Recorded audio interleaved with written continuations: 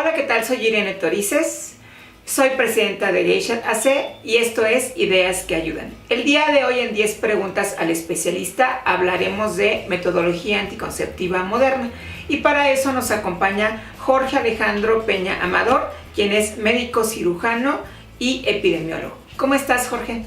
Muchas gracias por la invitación, estoy muy bien, sí, gracias. Gracias por acompañarnos de nueva cuenta.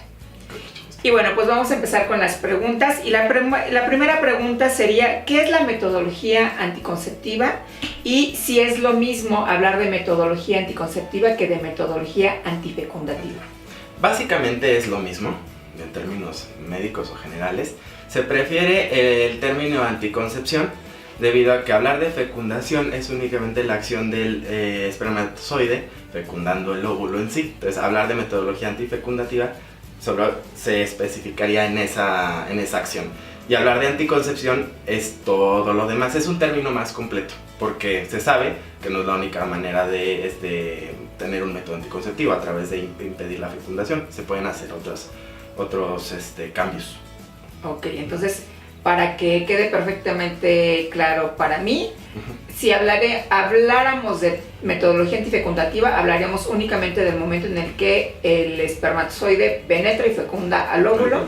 Y cuando hablamos de metodología anticonceptiva, hablamos de que se puede incidir en diversos momentos posteriores a la fecundación para prevenir un embarazo. O anteriores. Sí. O anteriores también a la fecundación. Exacto, entonces es un término más completo. Muy importante. Ok. La segunda pregunta sería, ¿cómo se clasifican los métodos anticonceptivos actualmente? Ok. Si me permites mostrarte aquí un diagrama para que sea más ilustrativo para nuestros, ¿cómo le puedes llamar? Visitantes. Nuestros visitantes. Básicamente se divide en dos, métodos definitivos y métodos temporales, ¿sí? Los métodos permanentes o definitivos son únicamente dos. La salpingoclasia, que es la oclusión de las trompas de falopio a través de una ligadura, o bien cauterizarlas, es decir, quemarlas. O colocando también un tubo de silicón, ¿no? Sí, sin embargo ese no es tan común en este país. Okay. Sí, pero lo que es muy común es hacer un nudo con una sutura, digamos, y ahí ya 100%. O bien la vasectomía en el caso de los hombres, que actualmente hay técnicas ya muy buenas. Hay vasectomía sin bisturí que se puede hacer en un consultorio, y lo único que se hace, al igual que es muy similar a la oclusión tubárica o la salpingectomía, se hace un nudo o bien se corta los conductos deferentes para impedir que el espermatozoide viaje. Salga junto con el semen. Así es. No, se existe la creencia, ¿no? De que a lo mejor se corta algún testículo. No es nada de eso. El paciente va a seguir eyaculando, pero no va a contener espermatozoides. Y los métodos temporales son todos los demás. ¿Por qué se le llama temporal? Porque en el momento en el que la paciente decida dejar de usarlos, ella puede ser fértil nuevamente, digamos, ¿no? Esos a su vez los podemos dividir, hormonales, de barrera y naturales. ¿Cuáles son los hormonales? Por ejemplo, las pastillas. Estas pueden ser de dos tipos, las que tienen estrógeno y progesterona y las que tienen únicamente progesterona. También están los inyectables, que son hormonales. El implante subdérmico, ahorita les muestro uno.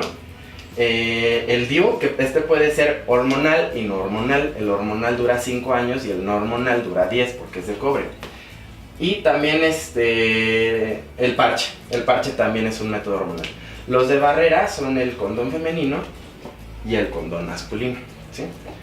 Y los naturales, solo que sepan que existen, son el del ritmo y el del moco, pero no son recomendados y por su poca efectividad. Y no se consideran ya dentro de la metodología anticonceptiva moderna.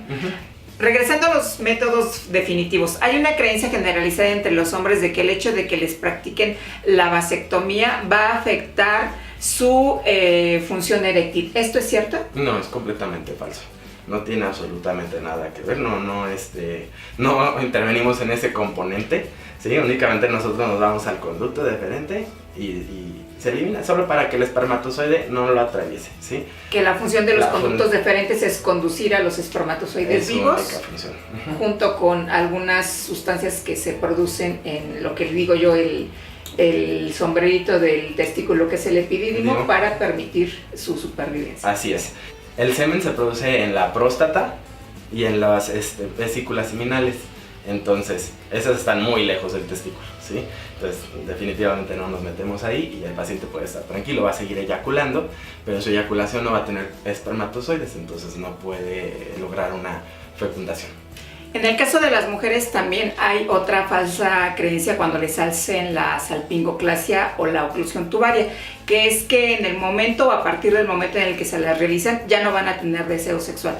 ¿Esto es cierto o es falso? También es falso. Recordemos, la única parte que intervenimos es en las trompas de falopio y esas pues no tienen ninguna función como en la libido o en el deseo sexual. Entonces, no, definitivamente no debe haber ningún cambio, ni siquiera hormonal, porque tampoco nos metemos con el ovario, que es el que produce las hormonas en la mujer. Y otra creencia o falsa creencia que puede existir es el hecho de que va a dejar de menstruar definitivamente. No, con la oclusión tubárica no es así, porque no estamos realizando una histerectomía, es decir, no estamos retirando el útero, ¿no? Lo único que hacemos es una ligadura o bien un corte, pero no intervenimos en ningún mecanismo hormonal. Para evitar que el óvulo únicamente pase hacia el útero y se implante. Las trompas de falopio, sea fecundado y después se implante en el útero. Así es. Ok. La siguiente pregunta sería: ¿qué métodos anticonceptivos existen? Que ya nos mencionaste algunos, pero sí me gustaría que los presentaras de manera real para que los pudieran ver quienes visitan Ideas que Ayudan. Claro, ya sabemos cómo se clasifican. Aquí traigo unos ejemplos. Para mí es muy importante que sepan que sí es bueno que ustedes tengan una idea de cuál es el que prefieren, pero eso se va a determinar en una consulta, ¿sí? Entonces ustedes van a acudir a consulta con su médico. Es bueno que conozcan los métodos, pero en base a sus características individuales se les va a sugerir el que más les conviene. Y ustedes tienen la última palabra, ¿verdad?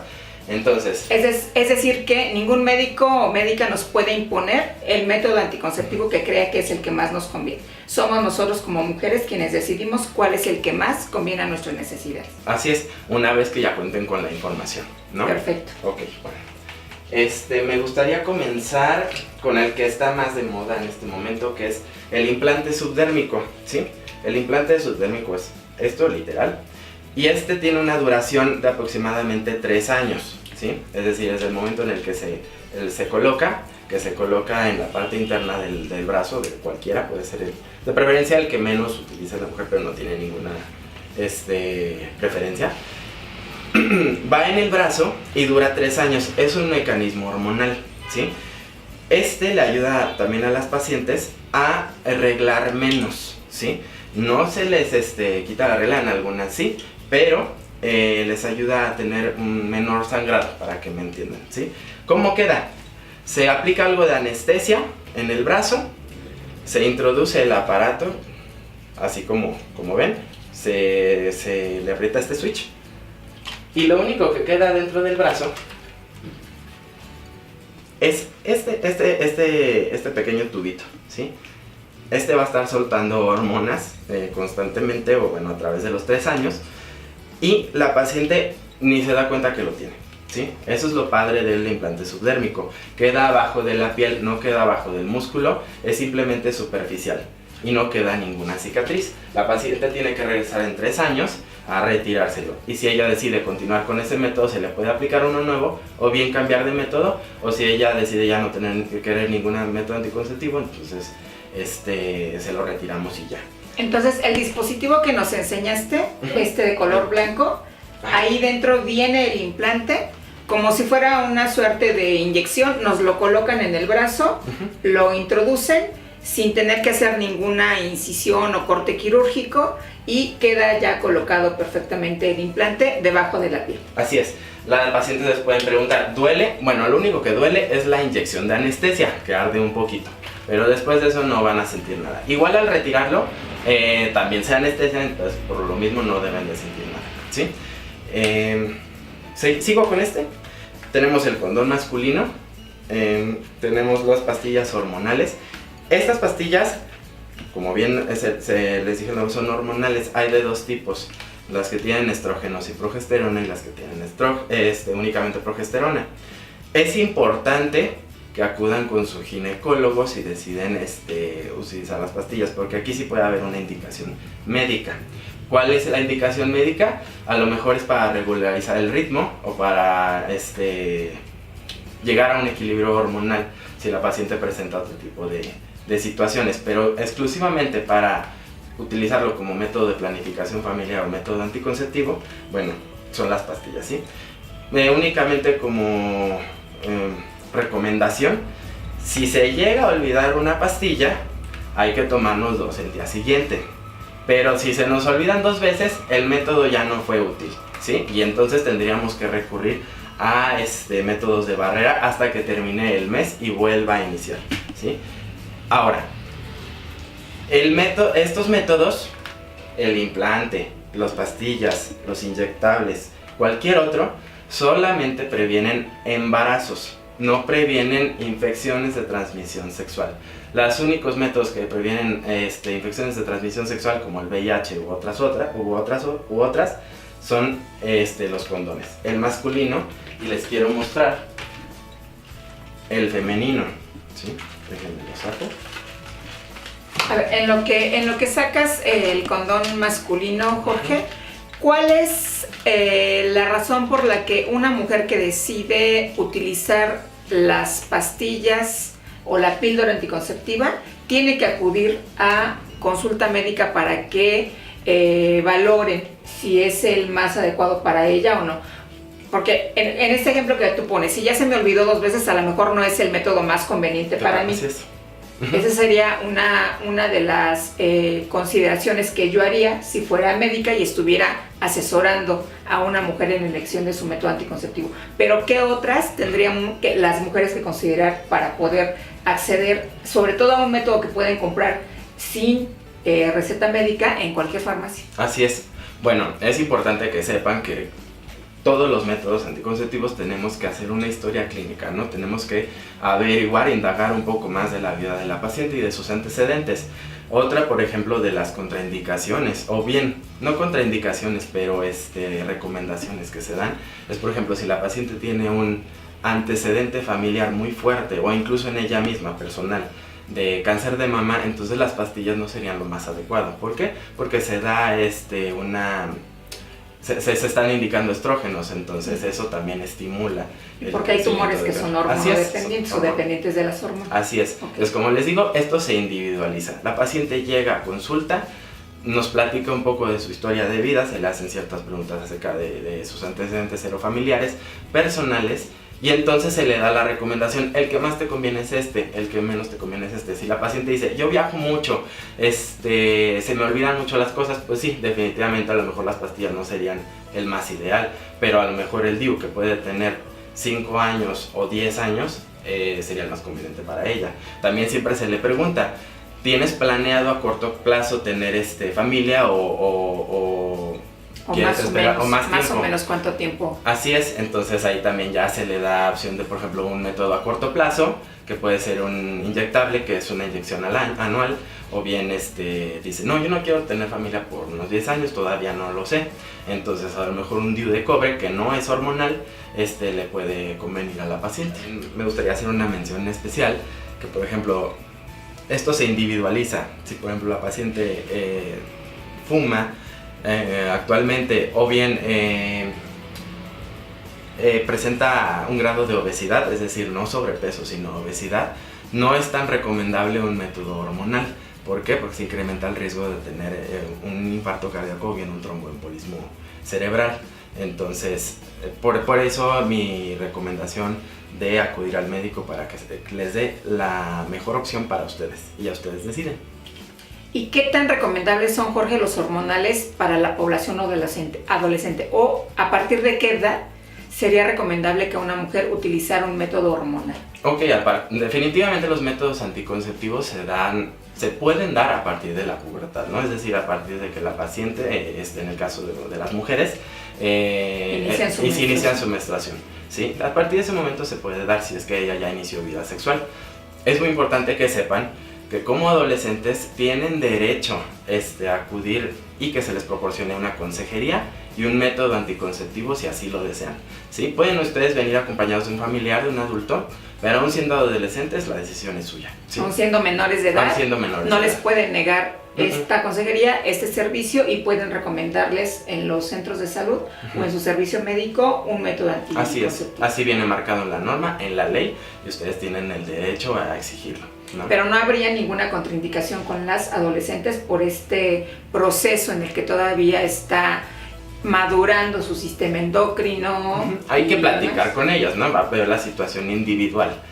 A lo mejor y está teniendo una regla cada 3 meses, entonces sí nos esperamos, ¿no? Y se le recomienda únicamente un método de barrera en este momento, ¿no?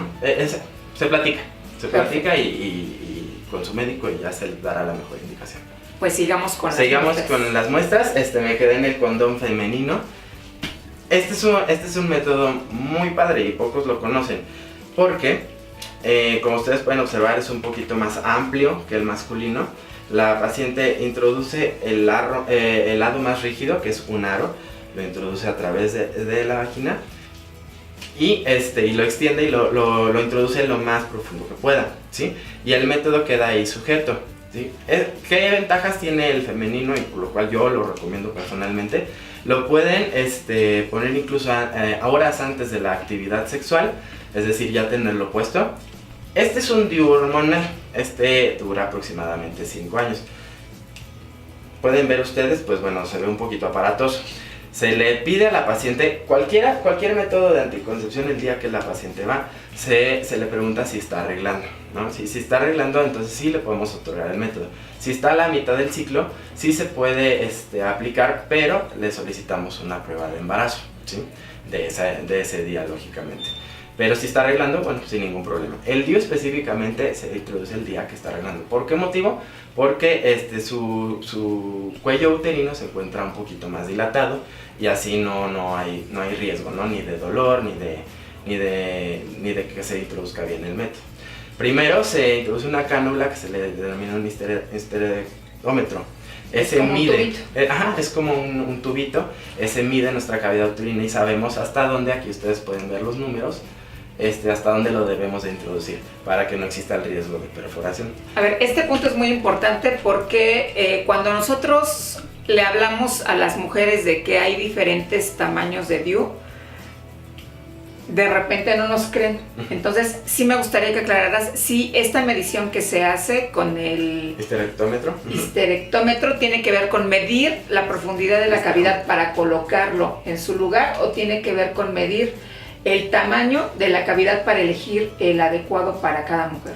El DIU sí es el mismo tamaño, entonces lo que no es el mismo tamaño es el útero, ¿sí? Entonces eso es lo que nosotros medimos además de que permite una dilatación más profunda, nos permite saber hasta dónde tenemos que introducir el aparato, ¿sí? Ahora, les voy a mostrar. Es una aclaración muy importante y gracias por hacerlo. Sí, así es, esto definitivamente se hace en un consultorio médico, no es en un quirófano, es en un consultorio médico, pero se aplica, ¿no? Se aplica por un personal calificado, es decir, un médico general, un ginecólogo o una enfermera especialista. Y perdón Jorge que te interrumpa, que frecuentemente nos dicen algunas mujeres que lo puedes ir a comprar a la farmacia, meterte al baño y colocártelo tú solo. No, es imposible, y yo creo que no hay manera que una persona se lo pueda aplicar solo. Sí, como si fuera un tampón, casi piensan que nada más se lo mete uno el tubito y ya. Este método específicamente no. Se tiene que colocar en un consultorio por personal especializado, eso es algo muy importante, es decir, que sepa colocar los DIUs haciendo todo este procedimiento que ya nos mencionaste, Jorge. Así es. Entonces, una vez que nosotros ya sabemos la medición del útero de la paciente, se coloca hasta esa marca, por eso este aro se puede mover. y simplemente se introduce, se da como un clic y así queda. Les voy a mostrar. Esta es una cavidad uterina prácticamente a escala tamaño real y este es el DIU, ¿sí? Pues ustedes pueden ver, está bien colocado en el fondo uterino y ahí se implanta. En el caso del hormonal dura 5 años y en el caso de la T de cobre, como se le llama T porque pues parece una T, ese dura hasta 10 y no es hormonal. A ver, a mí me gustaría que lo dejaras un poco más en la cámara porque de repente hay algunas mujeres que piensan que su útero tiene el tamaño de una bolsa del súper y lo real es que no es así. El tamaño de nuestro útero es bien pequeño y por eso es importante esta medición que se hace con el histerectómetro y para colocar lo suficientemente bien o bien con la profundidad necesaria el dispositivo intrauterino. Así es. Este es un tamaño, lógicamente si las pacientes embarazadas tienen un útero más grande. ¿Por qué? Porque tienen una capacidad de extensión. Más bien las que ya parieron. No, en las que ya parieron el cérvix es lo que cambia la forma, pero okay. El útero solamente cambia en las pacientes embarazadas porque es músculo y se agranda, ¿sí? La contraindicación de poner un DIU, siempre hacemos una examinación, ¿no? Observamos cómo son los órganos pélvicos y órganos sexuales de la paciente previo. Si la paciente tiene una infección vaginal, no le podemos poner el DIU. Entonces primero la tratamos, le damos medicamento, la citamos posteriormente y entonces ya que no tiene la infección, ya está curada, digamos, de una infección vaginal, entonces ya podemos colocar el DIU. Y tampoco si la tiene a nivel vulvar, porque yo me imagino que si tiene herpes o chancro alrededor de la vulva, pues también corre el riesgo de trasladarse la infección al interior. Sí, porque no lo sabemos, ¿no? Entonces si nosotros ya estamos viendo una secreción o bien fuera en la vulva o alrededor, alguna infección de transmisión sexual o alguna lesión, entonces sí, en ese momento no podemos colocar el DIU. Y mejor le recomendamos otro método, como los de barrera. Correcto. Hay una pregunta que nos hacen también frecuentemente con los hormonales que tiene que ver con los parches.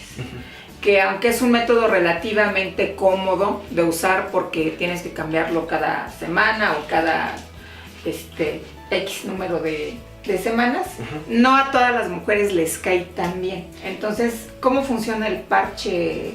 El parche intradérmico. Ok, bueno, miren, eso que tú me mencionas puede pasar con cualquier otro método en el que se usa alguna hormona. Es decir, hay pacientes que les caen, hay pacientes que no les caen, hay pacientes que les ayuda, por ejemplo, en el acné, en situaciones de acné. Hay otras que dicen, me salió acné. Hay pacientes que dicen, me hizo engordar, ¿no? Entonces, eso es muy individualizado, no lo podemos saber con anticipación. Ciertamente el parche se le recomienda a pacientes que desean hacer, digamos, es de manera mensual, ¿no? Se coloca un parche semanalmente, se recomienda en el dorso de la espalda, en el dorso del muslo, donde la paciente mejor lo prefiera, ¿no? Se puede bañar con él, no pasa nada, pero cada semana hay que estarlo cambiando. Es decir, en la cajita que ustedes se les proporciona, vienen 3 parches, uno por cada semana y una semana de descanso. En esa semana de descanso es donde ocurre la menstruación. Y entonces, ocurriendo la menstruación, ya hay que volver a colocar el primer parche. Entonces, esa es la metodología de los parches, pero los cambios se pueden hacer en como cualquier otro método hormonal. Y aquí sería importante entonces que si tienen algún malestar, acudieran de manera inmediata con el médico que les sugirió este método antifecundativo o anticonceptivo, para poder elegir uno que se acomode mejor a las necesidades de salud de la mujer que está optando por un método anticonceptivo. Quiero aquí intervenir un poco y hablar un poco de la pastilla de emergencia, ¿sí? La pastilla de emergencia no se le considera un método anticonceptivo como tal, no porque su función no sea esa, sino porque su función es ser de emergencia. Es decir, no podemos estar tomando una pastilla de emergencia cada vez que lo necesitamos.